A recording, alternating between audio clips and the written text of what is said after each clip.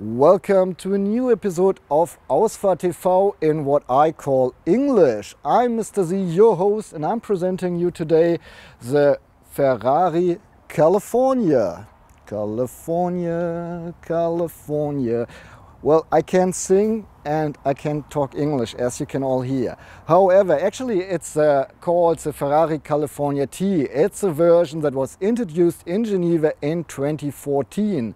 The previous model, the real Ferrari California without the T, was introduced in 2008 at the auto show in Paris. And the real Ferrari fans, they were like, oh well, engine in the front, ooh, two seats, ooh, that's not a real Ferrari. But it really sold well. Ferrari managed to reach a new customer base. So 70% of all the customers who bought a California were new customers to Ferrari. And they even managed to build a world car, because 30% of the California were sold in Europe, 30% in America and 30% in the Asian region. That is pretty amazing. By the way, the name might sound familiar. They tried to use the shape a little bit from the legendary Ferrari 250 GT Spider California, which was built during 1957 to 1962. In Germany, just as a side note, the Ferrari California is not selling as well as the Ferrari 458. However, the California is the most successful model in the Ferrari history so far. Do we have competitors? Well, actually, I'm just honest. It's not really my segment, you know. I'm not driving daily cars like this.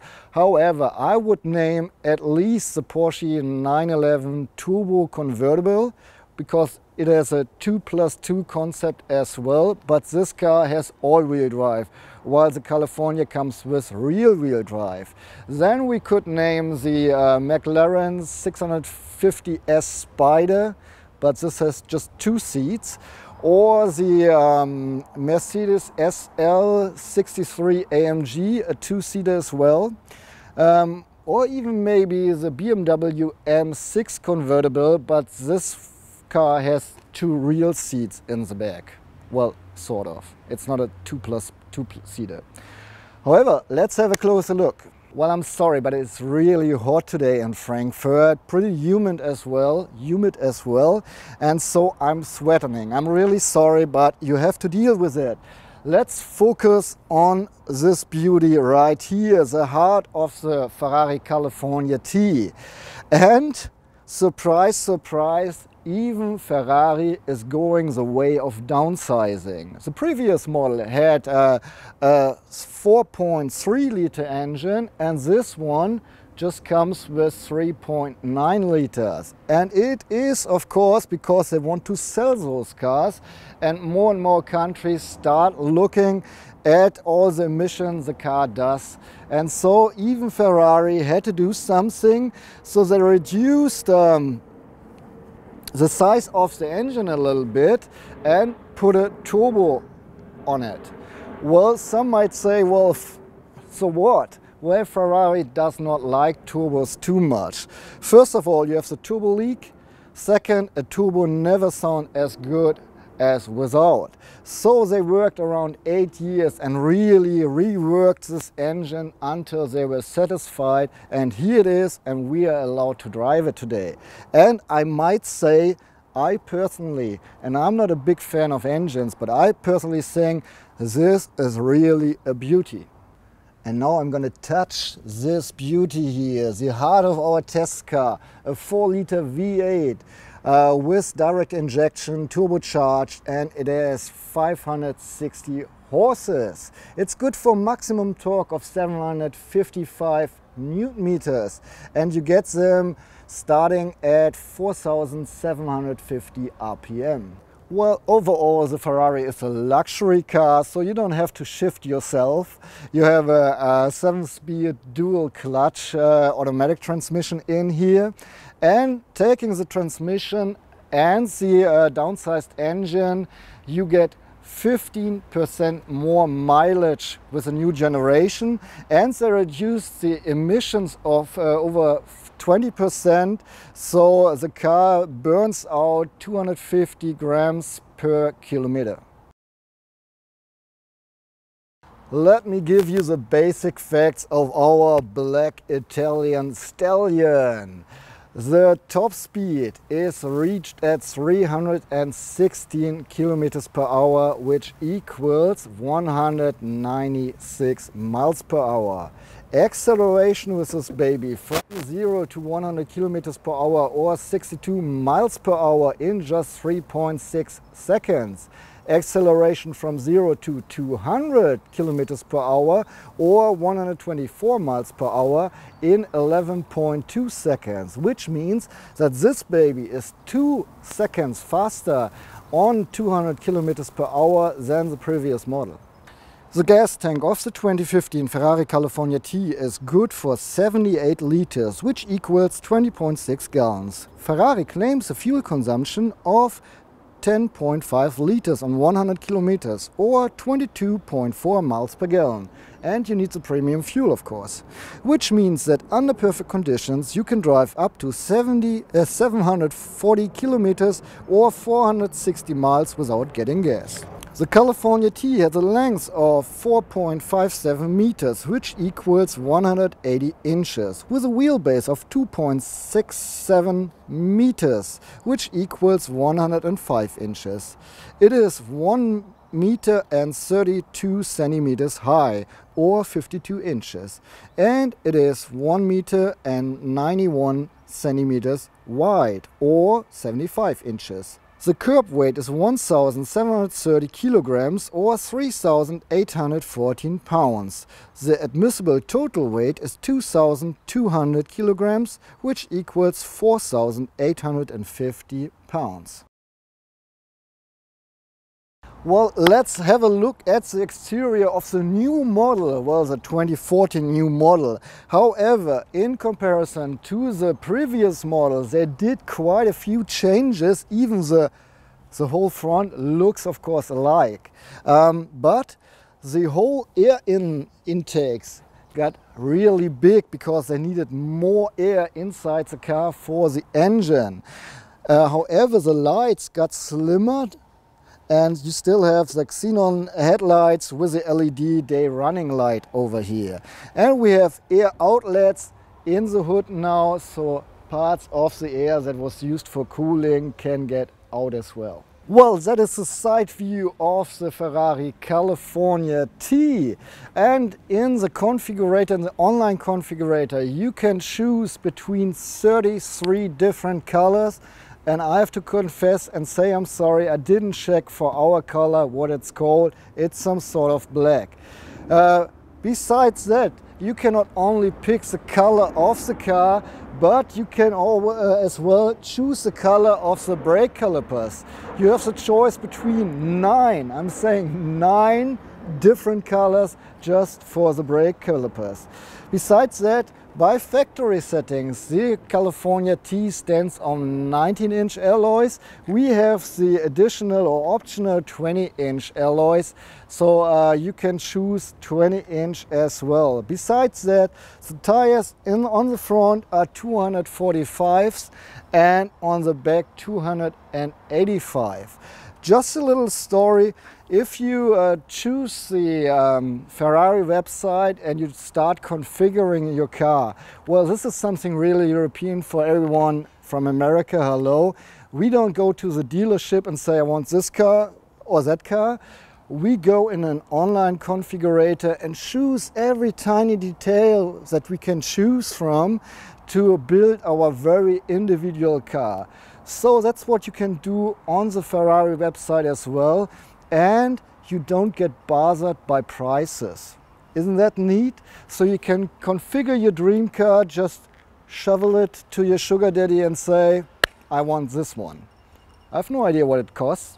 No, that's neat. I just said something about the brake calipers. But however, I want to say it, we do have a ceramic carbon brake here.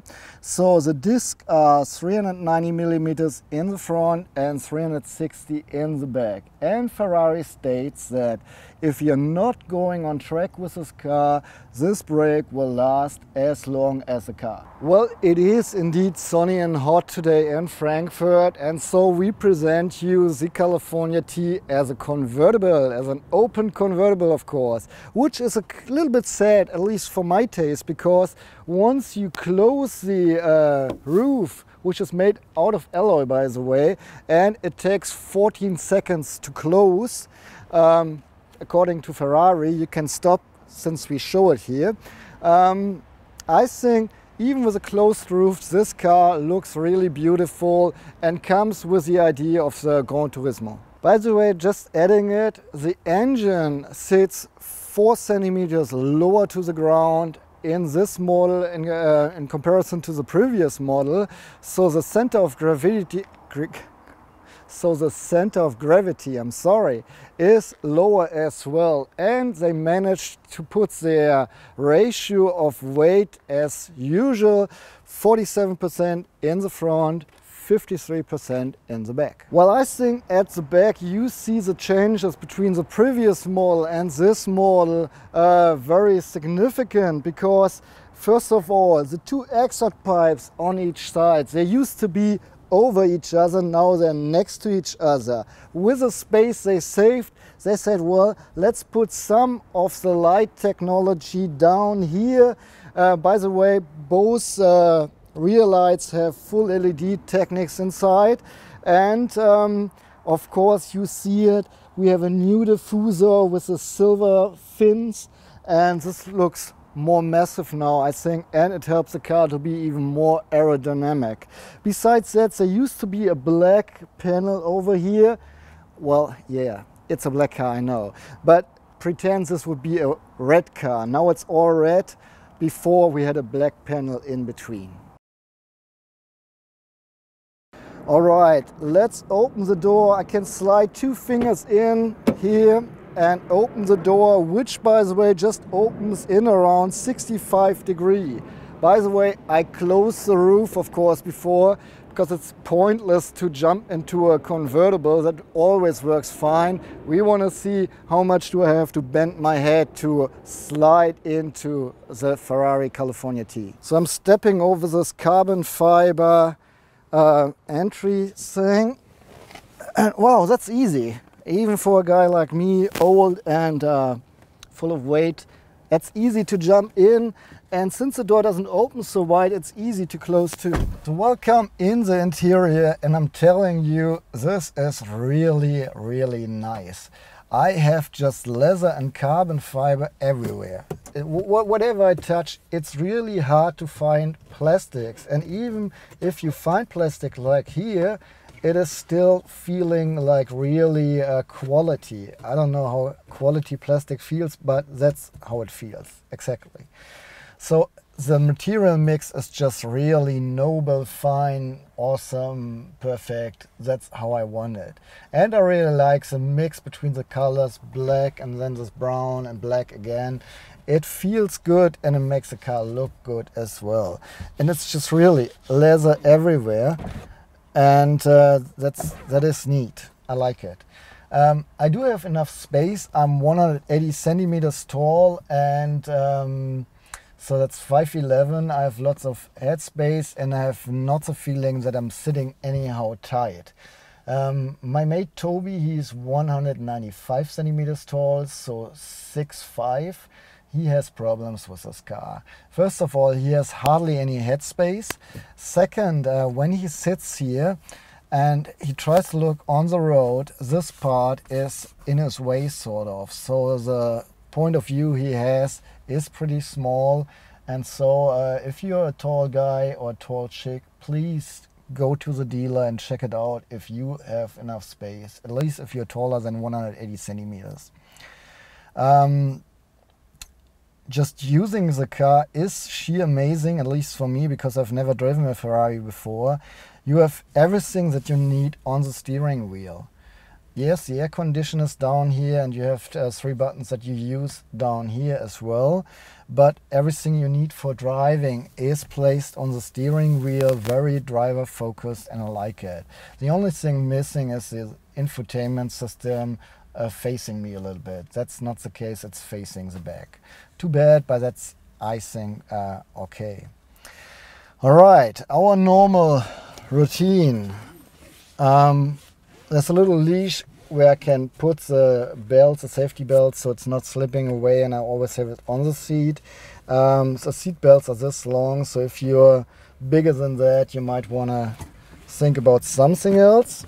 The seats are not only leather covered and very, very comfortable.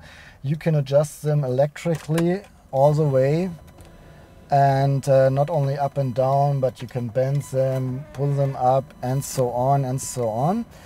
Besides that, you have a seat heating that is placed on the side as well, so it's a little hard to use, but you have 3 intensities. I didn't try it out because it's already hot in here. Besides that, the lumbar support is electrically up and down, out and in, and you can adjust the side support as well, down for the cushion as well as for your back. So the seats are really nice and I like them. Now to the steering wheel. You can adjust it electrically as well, but it's just, you know, hold on, that's up, that's down all the way. So that's just a little bit, but at least you can adjust it this way, a long way in, and here again, up, down, and out again. The steering wheel, by the way, is coated with leather on the sides where you have it in your hand. It's flattened on the bottom with carbon, again carbon fiber. The center is filled with covered with carbon fiber, and so is the top. By the way, in the top we have a red LED, so when you go in manual or you're on track, it shows you lights, red lights in terms of, hey, you got a shift here in a minute or in a second or whenever the last red light is on. The turning signals are on the steering wheel as well as a light. You can adjust the damper system on your sump. You start the engine here. You have a switch to control the whole setting of the car between comfort, sport, and most likely track, but it's called ESC off here. And you have a button for the windscreen wiper. Besides that, on the back you have buttons for the infotainment system, and you have really big shifting pedals, but they are stiff, so they don't move when you move the steering wheel. The Ferrari guy told me that you never really steer that far that you can't reach them anymore. I'm not too sure about this. I personally like them more on the steering wheel so that they go around with the steering wheel. All right, looking in the mirrors, they have an oval shape, and they're big enough to keep all the traffic inside. So is the rear mirror inside. You see the full rear window, which is kind of slim, by the way.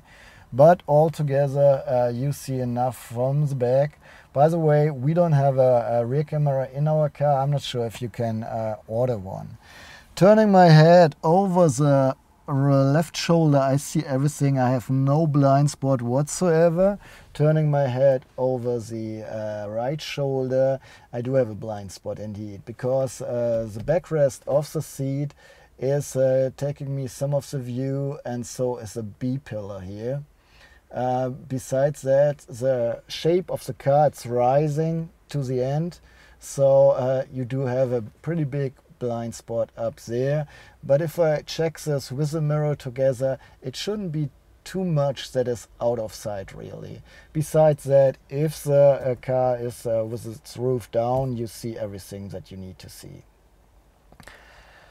All right, behind the steering wheel we have 2 round gauges centered and with a yellow back we have the RPM meter going up to 10,000 RPM. The red range starts at 7,500. In between you have a little display showing you your current gear or driving program, like drive or reverse or manual, the gears. On the right side we have the speedometer going up to 340. The car runs 316, so that's just fine. And on the very left side we have the board computer, which has probably like 5/8 of an iPhone 6 Plus from the display size. Here you see, first of all, the fuel, how much fuel is still left, a digital speed, and then whatever you see depends on which state you're driving. And you have a little crosshair down here on the left to navigate through the board computer. The infotainment screen is, I guess, about 6.5 inches big. Both of the, well, I had problems driving with a car with the roof down, really reading the RPM meter with this yellow background. But I think it was still okay, and I had no problems reading the infotainment display. I have no idea if there's an ambient light in the car because it's daylight and we have to return it before night, and of course we don't have a sunroof, but we do have a horn, and it's placed on the steering wheel as well, right on your thumbs. You know, you just have to put them up and it sounds like this. There's one more display, one more thing. So that's a display right here in the middle between the air outlets, and all you have to do is touch it to circle around what's inside, sort of. So we do have the time, the temperature, and it says 39 degrees Celsius. Damn. And we have one gauge for the turbo response and another one for the turbo efficiency. I was told that those two gauges are good for new customers because they can always see how good do I use all the power of my car. Is there a way to get better in driving better? So they might want to use those two gauges before they feel perfect. And the turbo pressure will be shown here as well. So even this is a sporty Ferrari and all nice, I still do my interior checks, my compartment check, because my philosophy, and especially for this Ferrari, it will be a daily driver, maybe in your life, so you might want to know where you can put all your stuff. In the door panels we have a compartment out of leather where this 0.75 liter bottles fits in, and even more stuff.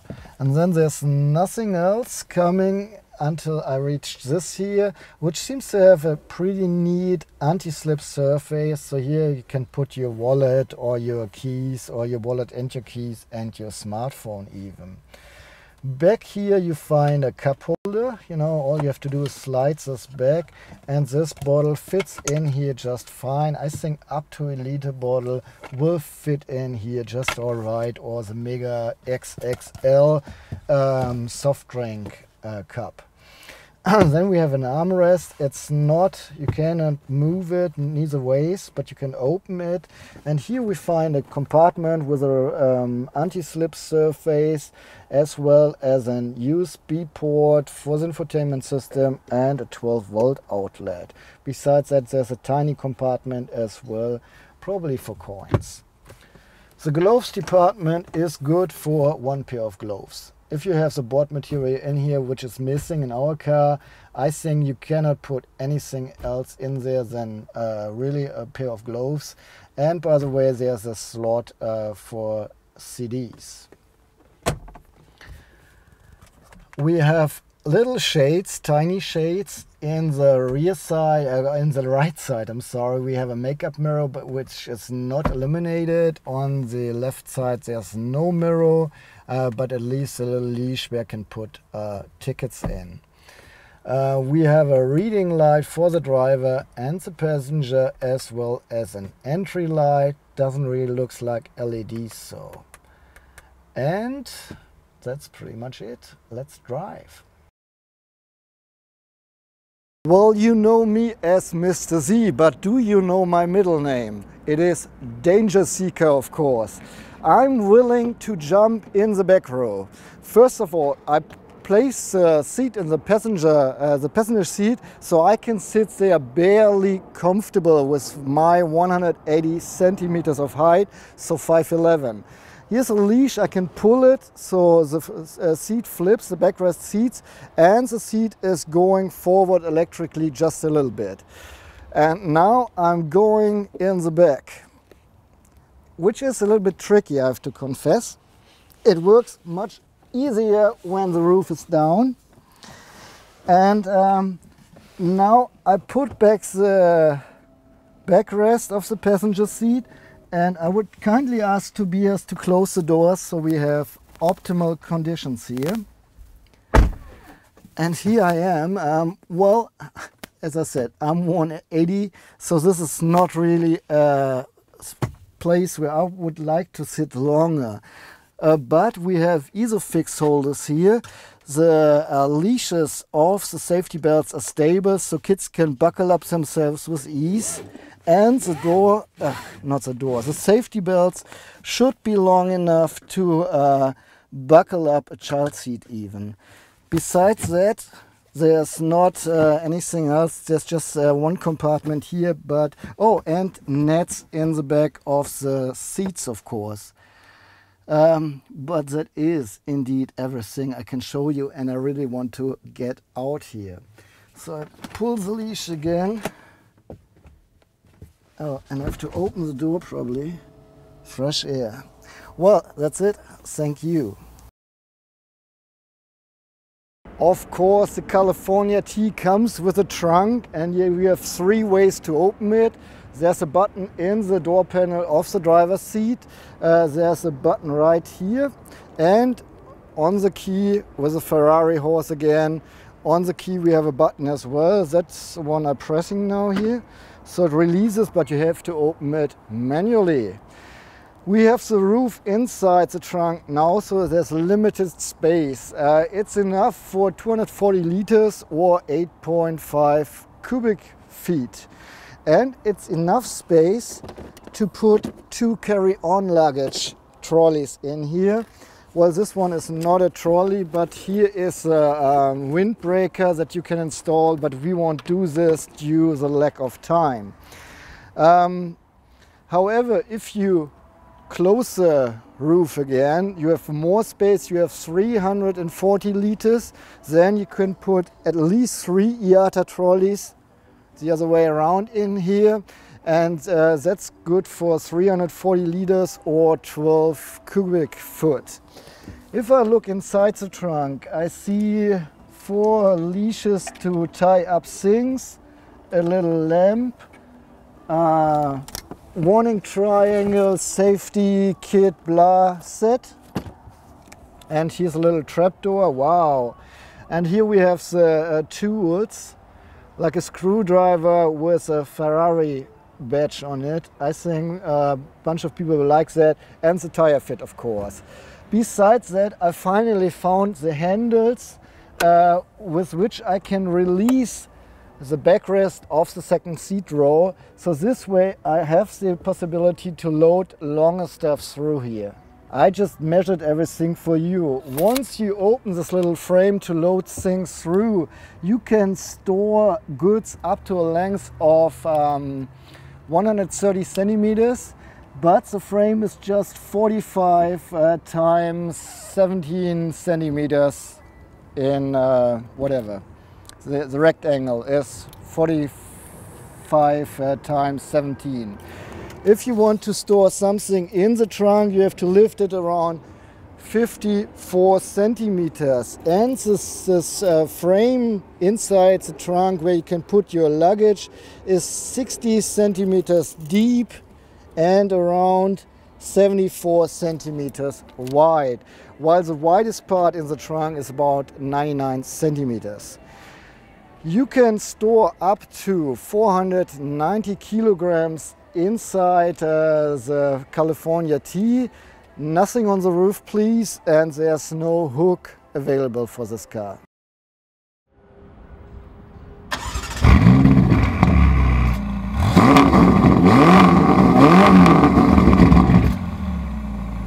Let me sum up my driving experience here with the Ferrari California T real quick. Unfortunately, I didn't have much time with the car. In terms of driving, we had to keep the driving part really short to show you all the interior, and I really feel like a fool passing by this opportunity to really have fun with the California. But however, that's my job, isn't it? And as far as I've driven the California T, I can tell you quite a little bit. The brakes just work perfect. You can really, you know, with your toes feel how you slow down the car with the brake, and that's just pretty well damn done. Yeah, good job, Ferrari. With the 7-speed dual clutch transmission, I had no problems whatsoever. Once you go in sport and manual shifting, it really, you know, kicks you back in the seat when you shift. Otherwise, when you go in auto, so in automatic mode, and you go in comfort and really, you know, just cruise around, you don't even notice the car shifting for you. That's pretty neat. So you have both worlds. You have the comfortable ride and the sporty car. That's pretty good. Besides that, I do have the switch here. I can choose between a comfort setting, a sport setting, and a track setting. Well, the track setting is, you know, reducing all the system, especially the ESP. And I felt a significant change between sport and comfort when it comes to the suspension. We have an adaptive suspension here, magnetic, whatever, I forgot, I'm sorry. And the guy from Ferrari told me they're really proud that it's switching so fast. I can't really tell if it's faster than whatever, but it is fast, and you really feel a significant change. Changing in this program affects the engine, the brakes, the steering of course, and the suspension as well as the sound. The steering is awesome. It's already very, very direct, even in the middle part in comfort, and it gets even more direct in sport. I really had fun. Those few curves I was able to drive gave me a big smile on my face. The engine itself, with all the power, you feel that you have the power and that you can use it. Still, I think that you have even more fun once you shift manually, and you have more all the torque and the power on your fingertips, sort of. You know, while you shift, you control how much power you get. And the Ferrari guy said something about whenever you shift, you get an extra level of torque. But I quite didn't understand that. However, you feel the power of the car no matter what, and it's fun to drive, really it is. Talking about the sound, it is actually, you can have it as a really silent runner once you are careful with the throttle, you know? If you don't accelerate too fast, you can let it really go smooth.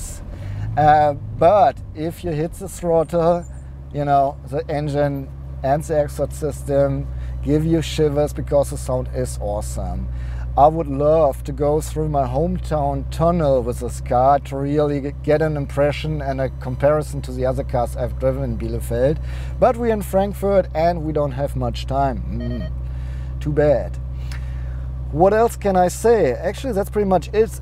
Oh, by the way, even if you go in sport, you have a button here so you can disable the suspension in sport while everything else stays in sport. So while you're driving sporty and you see, okay, the road condition get worse, you just press this button, it puts you in another suspension level, and you're fine.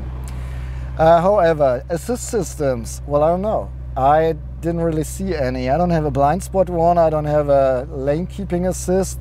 Well, I'm sitting in a Ferrari, I guess. I have a cruise control that I have not used once. And I can say not much about the infotainment system, I'm sorry, no time.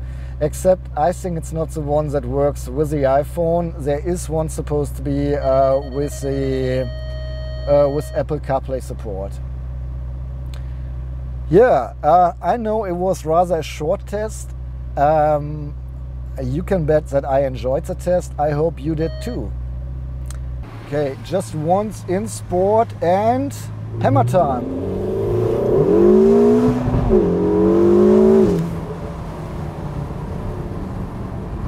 So did you see this? When you shift manually, it really kicks you in the back, and that's cool. I hear you talking already, drive like a pro. Well, you know, it's always hard. We never have enough time. I'm happy that we have enough time to give you this review, even if it was not so much about driving. However, I want to sum up. Driving fun, positive, positive. Comfort, yes, even in comfort, it's a comfort ride. So you have the choice between a sporty cruiser or a real sports car, and I like that. Fuel efficiency, well, I don't know, I didn't even check, and we didn't drive enough. What else is here? Daily driver use. I give it both thumbs up for such a sporty car, because you have a trunk and there's a lot of volumina in the trunk for at least 2 persons. You can at least put your kids on the back, and yeah, that's fine, works for me. I guess it's okay. So overall, it is a nice car. I can understand that so many people are willing to buy it if you have the money. So that's it from my side. If you have any questions, please put them below in the comments. I'm looking forward your like. You know, I really appreciate it. It motivates me. I'm sorry for my ear bleeding English, but that's the way I am. You got to deal with it or you leave. And I'm saying goodbye. See you next time. Yours, Mr. Z.